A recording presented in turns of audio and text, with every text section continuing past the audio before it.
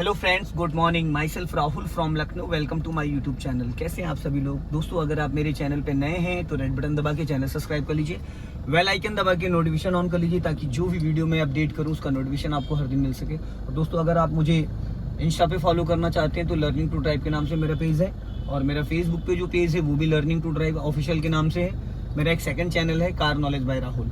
तो इन सारी जगह मैं एक्टिव रहता हूं और हर तरीके की वीडियो अपलोड करता रहता हूं। तो दोस्तों, मेरे पास एक कॉल आया था कि सर मुझे बम्फर टू बम्फर कार चलाना सीखना है।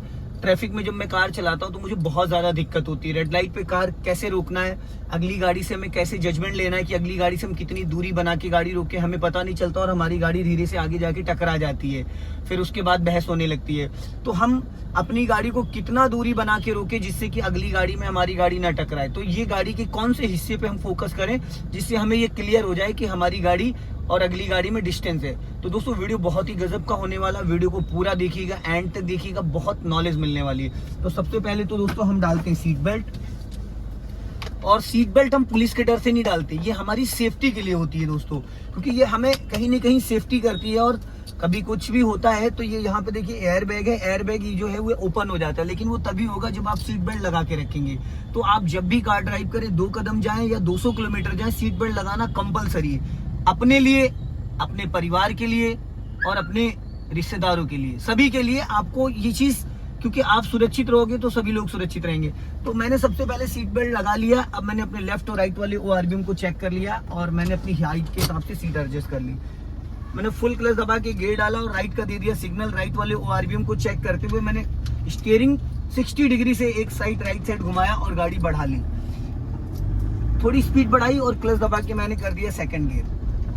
सामने आ रहा है चौराहा, और ये ऐसे जो चौराहे होते हैं ना जहाँ पे स्लोपिंग भी होती है और चौराहा भी होता है, चढ़ाई के साथ साथ चौराहा होता है, तो ऐसे में थोड़ा टफ रहता है गाड़ी को कंट्रोल करना, क्योंकि हमारी गाड़ी कहीं ना कहीं पीछे आने लगती है। तो ऐसे में हमें थोड़ा अलर्ट रहना। अब जैसे मैंने देखो यहाँ पे गाड़ी रोकी है, अब सामने है रेड लाइट, अब मैंने फुल क्लच लेके देन ब्रेक ले लिया। अब अगर आप देखेंगे तो सामने मेरे TSR खड़ा हुआ है, ऑटो खड़ा है।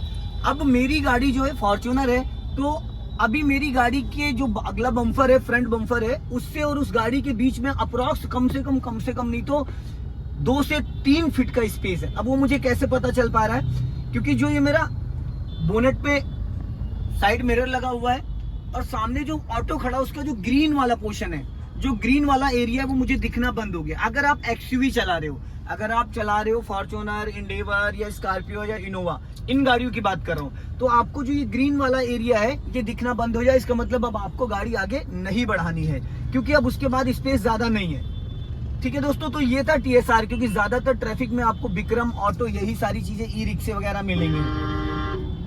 तो यहाँ पे थोड़ा सा आपको ध्यान में रखना है कि गाड़ी जब भी आप कभी ऐसे निकालो, देखो मेरे सामने आ रहा है स्कूटी वाला।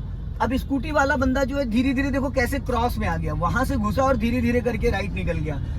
तो जितनी बड़ी गाड़ी होती दोस्तों उतनी ज्यादा जिम्मेदारी होती है। अब यहाँ पे हम ये नहीं कहेंगे कि जितनी बड़ी हमारी गाड़ी है हमारी ज्यादा जिम्मेदारी। लेफ्ट से राइट, राइट से लेफ्ट वाले आने जाने वाले जो लोग हैं उनसे हमें बचना और बचाना। उनसे कैसे बचना है और कैसे बचाना है। अब देखो सामने मेरे जा रही है बाइक जा रही है, सिंगल रोड है। अब ये जो बाइक जा रही है, अब हमें ये कैसे अंदाजा लेना है कि इस बाइक से हमारी गाड़ी में डिस्टेंस कितना है।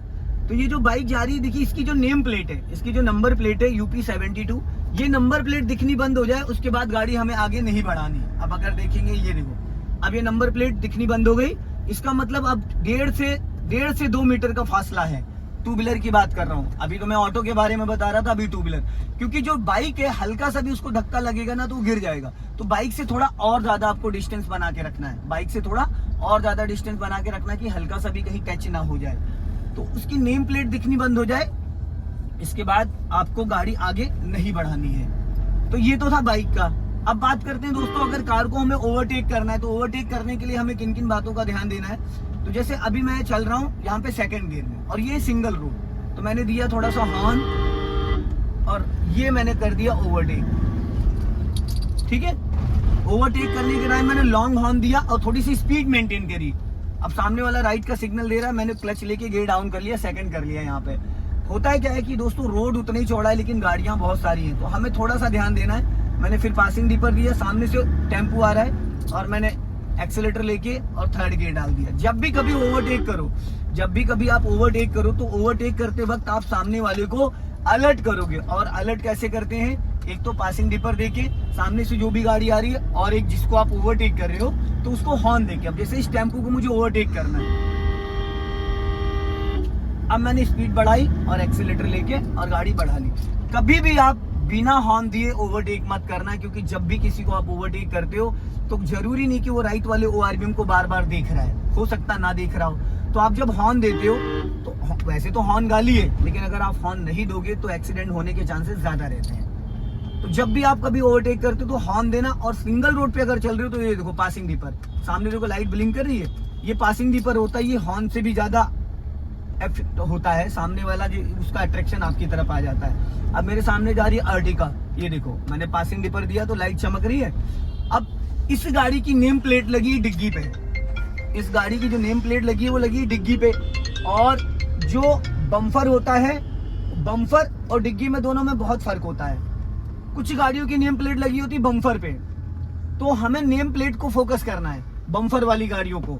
अब जैसे इसकी नेम प्लेट लगी है डिग्गी पे, तो हमें क्या करना है, इसके जो 2 पॉइंट देखो, नीचे बम्फर है, बम्फर पे जहाँ पे सेंसर लगे हुए हैं, छोटे छोटे बटन टाइप के लगे हुए हैं, तो वो जो सेंसर है वो दिखने बंद हो जाए, इसका मतलब अब गाड़ी हमें आगे नहीं बढ़ानी है। अब मुझे वो सेंसर दिखने बंद हो गए तो मुझे गाड़ी आगे नहीं बढ़ानी है। अगर जिस गाड़ी की नेम प्लेट बम्फर पे नीचे लगी है तो वो नंबर प्लेट दिखनी बंद हो जाए तो गाड़ी आपको नहीं बढ़ानी। ये मैं आपको बता रहा हूँ बम्फर टू बम्फर कार चलाने की जो प्रैक्टिस होती है। जैसे कि रेड लाइट पे, अब यहाँ पे भी ये देखो सिंगल रोड है, तो सिंगल रोड में क्या होता है कि सामने से भी ट्रैफिक आ रहा है, लेफ्ट से भी लोग दबा रहे हैं, राइट से भी लोग दबा रहे हैं, तो ऐसे में हमें थोड़ा सा अलर्ट रहना है।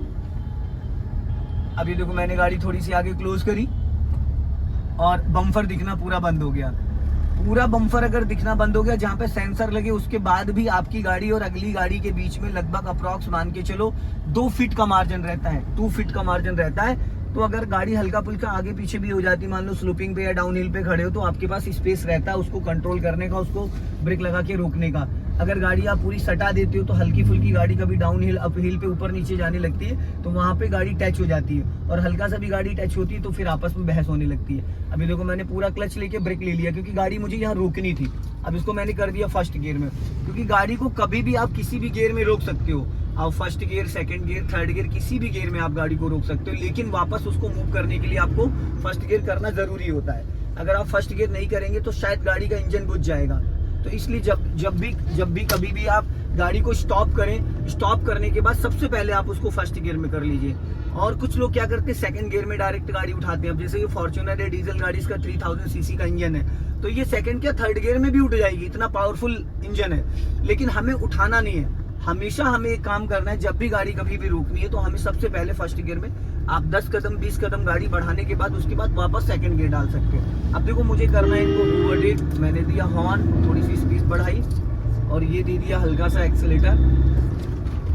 अब देखो ऐसे लोग भी मिलते हैं, देखो ये देखो, देख रहे हो, अपने साथ साथ दूसरों का भी खिलवाड़ कर रहे हैं। अचानक सीधे जा रहे थे, अचानक राइट मुड़ गए, ना सिग्नल ना कुछ। अब अगर कोई अनट्रेन्ड व्यक्ति है तो वो उड़ा देगा फिर। इसलिए रोड पे जब भी कोई चले तो हमेशा आप ये मान के चलो, हमेशा ये मान के चलो आपकी मतलब कभी भी कोई भी आपके सामने आ सकता है। तो जब आप ये चीज सोच के चलोगे तो कभी भी कोई भी दिक्कत नहीं होगी। थोड़ा आपको बिफोर हमेशा प्लान करना है, हमेशा बिफोर प्लान करना है। जब भी कभी आप कार ड्राइव कर रहे हो तो ये सोच लो कि साइकिल वाले हैं, बाइक वाले हैं, या कोई भी बंदा ऐसा है तो वो कभी भी गाड़ी लेफ्ट या राइट टर्न कर सकता है। कुछ लोग सिग्नल देके टर्न करते हैं और कुछ लोग इतने लापरवाह होते हैं जो कि बिना सिग्नल के ही गाड़ी को लेफ्ट और राइट टर्न कर देते हैं। तो यहाँ पे बात आती है कि एक्सीडेंट हो जाता है। अब मेरे सामने देखो ट्रैफिक आ रहा है क्योंकि रेड लाइट है। अब मैं यहाँ पे कार को आपको फर्स्ट गियर में हाफ क्लच पे कंट्रोल करना सिखाऊंगा। अब मैंने देखो गाड़ी यहाँ पे रोक दी पूरी तरीके से। अब मैंने इसको डायरेक्ट कर दिया थर्ड से और फर्स्ट गियर।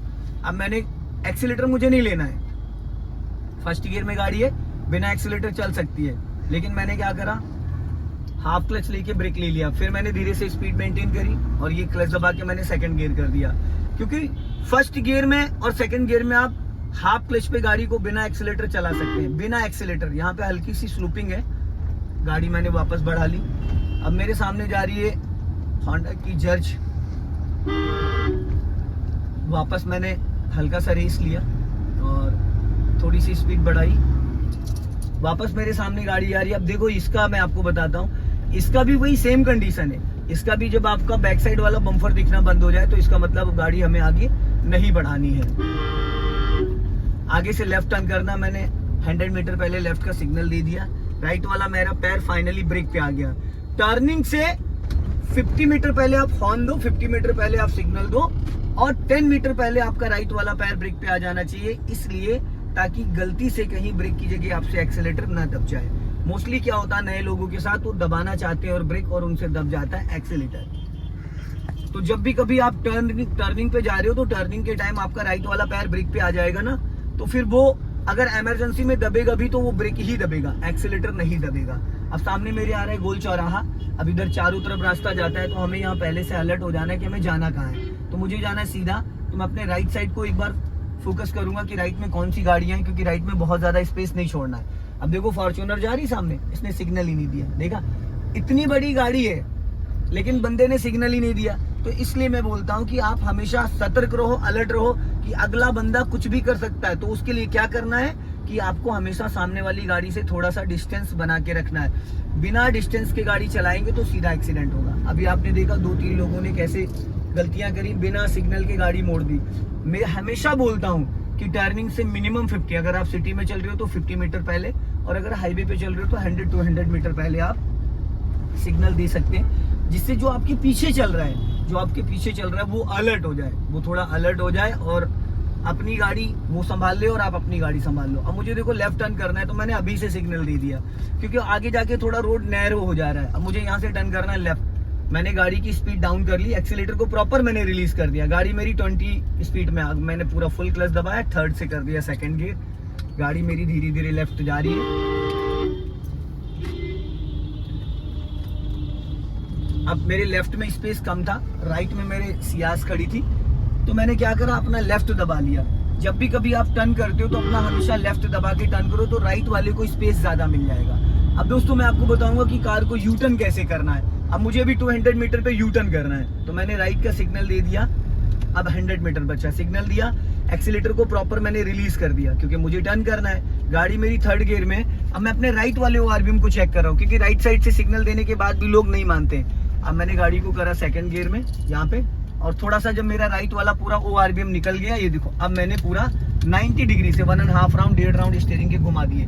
क्योंकि अगर मैं 1.5 राउंड नहीं घुमाऊंगा तो ये घूम नहीं पाएगी, क्योंकि जहां पे मैं बैठा हूँ ड्राइविंग सीट से और आगे का जो इसकी नेम प्लेट है वो 9 फीट है लंबाई। आगे से ड्राइविंग सीट से आगे का जो बोनेट है उसका जो बम्पर है वो 9 फीट है, क्योंकि टोटल ये 16 से 17 फीट लंबी गाड़ी है। तो इसलिए जब भी कभी आप कभी यूटर्न करते हो तो यूटर्न के टाइम आपका राइट वाला पूरा ओआरबीएम निकल जाए, उसके बाद ही आपको पूरा 90 डिग्री से स्टीयरिंग घुमाना है। अगर आपने पहले घुमा दिया तो आपका जो पीछे वाला डोर है या आपकी गाड़ी की जो डिग्गी है वो डैमेज हो जाएगी। तो कभी भी आपको पहले नहीं टर्न करना चाहिए, जब आपका पूरा राइट वाला ओआरबीएम निकल जाए उसके बाद ही आपको टर्न करना चाहिए। अब दोस्तों ये आ गया फ्लाईओवर। अब फ्लाईओवर पे देखो कई बार क्या होता है, ये देखो मैंने गाड़ी यहाँ पे स्टॉप कर दी। मान लो सपोज मैंने किसी कारण गाड़ी रोक दी है, अब गाड़ी मेरी रुक गई, मेरे आगे भी गाड़ी और पीछे भी गाड़ी है। अब मुझे गाड़ी बढ़ानी, तो नॉर्मल लोग क्या करते हैं, जो न्यू विगनर होते हैं, नए नए सीखे होते हैं, वो क्या करते हैं, पहले ब्रेक छोड़ते हैं, फिर गाड़ी वो पीछे जाने लगती है। जब पीछे जाने लगती तो अचानक वो ब्रेक लगा लेते हैं। तो यहाँ पे सिंपल सा है, पैनिक नहीं होना। सबसे पहली चीज आपको पैनिक नहीं होना, आपको पूरा क्लच लेके देन ब्रेक लेना। उसके बाद किसी भी गियर में अगर आप हो तो सबसे पहले आपको क्या करना है, पूरा क्लच दबा के उसको करना है फर्स्ट गियर में। फर्स्ट गियर में गाड़ी कर दी आपने, कूल होके, सबसे ज्यादा पहले कूल। अब धीरे धीरे मैंने क्लच छोड़ना स्टार्ट किया, जब इंजन वाइब्रेट करने लगे मैंने ब्रेक को रिलीज कर दिया। गाड़ी मेरी बिना एक्सीलेटर गाड़ी मेरी मूव कर गई है। ठीक है, तो आपको घबराना नहीं। फर्स्ट गियर कोई भी गाड़ी हो, अब आपके माइंड में एक क्वेश्चन आ रहा होगा, भाई ये तो फॉर्च्यूनर है, तो भाई सेंट्रो, ऑल्टो, कोई भी गाड़ी होगी, अगर आप सही तरीके से क्लच को रिलीज करते हैं तो कभी भी आपको दिक्कत नहीं आएगी। सो दोस्तों वीडियो को लाइक करें, शेयर करें, और वीडियो अच्छा लगे तो कमेंट में जरूर बताएं। अपने दोस्तों को शेयर करें। जय हिंद, वंदे मातरम।